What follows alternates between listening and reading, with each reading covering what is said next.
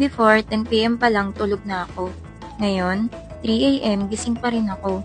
Minsan nga inuumaga pa eh. Pag laging bad habit ang routine mo, laging puyat, laging walang maayos na tulog, asahan mo sabog ang body clock mo. Sa pagpupuyat ko araw-araw, napansin ko may insomnia na ata ako.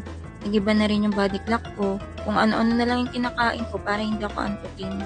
Yung tipong pagod ka na maghapon, inaantok ka na, pero hindi ka pa rin makatulog sa daming gagawin.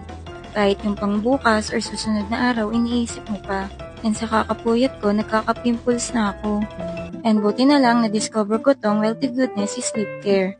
Sobrang laking tulong talaga nito sa akin dahil tuloy-tuloy na yung pagtulog ko. Just take 1 capsule per day before bedtime. Dahil ito ay may melatonin to help regulate natural sleep cycle at magnesium to help induces relaxation. It helps din to our mental well-being and sleep cycle management. And pati na rin sa natural repair body habang tayo ay natutulog. Kaya kung gusto mo ng peaceful night routine, get your snack, click on my basket. If you are taking any medication, consult your physician before using this product.